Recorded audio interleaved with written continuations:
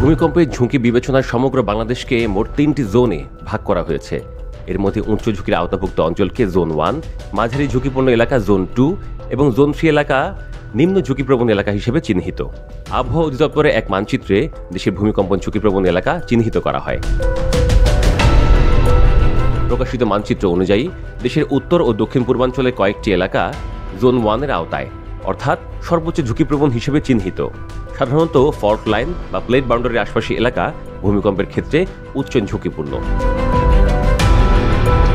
বিশেষ করে সিলেট ও ময়মনসিংহ বিভাগের 9টি জেলা, ঢাকা বিভাগের টাঙ্গাইল, গাজীপুর, নরসিংদীর কিছু অংশ, পূর্ব কিশোরগঞ্জ জেলা, কুমিল্লা বিভাগের ব্রাহ্মণবাড়িয়া এবং পার্বত্য জেলা খাগড়াছড়ি ও রাঙামাটির বেশ কিছু এলাকা উচ্চ ঝুঁকিপ্রবণ।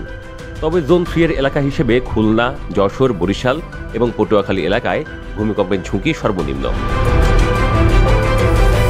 প্রাপ্ত পরিসংখ্যানে দেখা যায় 1976 থেকে 2015 সাল পর্যন্ত দেশে অন্তত 5 দফা বেশ জোরালো ভূকম্পন অনুভূত হয়।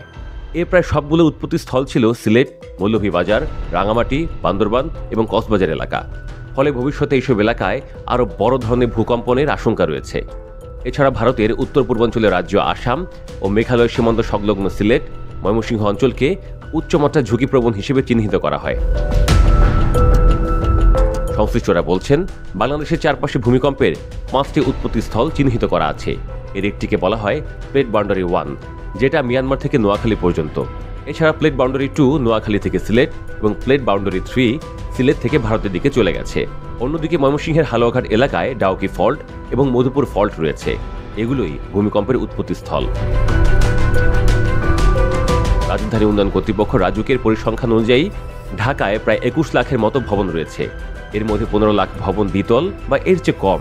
এগুলোর ক্ষেত্রে ক্ষয়ক্ষতির ঝুঁকি কম, কিন্তু 4 থেকে 30 তলা পর্যন্ত বাকি 6 লাখ ভবন উচ্চ ঝুঁকিতে রয়েছে। ভূমিকম্পের সময় এগুলো ধসে পড়লে ব্যাপক প্রাণহানির আশঙ্কা রয়েছে। এজন্য সংস্কারের মাধ্যমে ঝুঁকিপূর্ণ ভবনগুলো ভূমিকম্প সহনশীল করে তোলার কথা বলা হচ্ছে।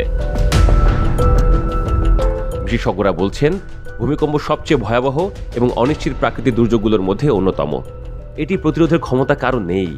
তবে ক্ষয়ক্ষতির হ্রাসে ভূমিকম্পের আগাম সংবাদ বা পূর্বাভাস প্রাপ্তির ওপর বিশ্বব্যাপী সর্বোচ্চ গুরুত্ব আরোপ করা হয়। এক্ষেত্রে উন্নত দেশগুলোর বৈজ্ঞানিক গবেষণায় বেশ অগ্রগতি হয়েছে।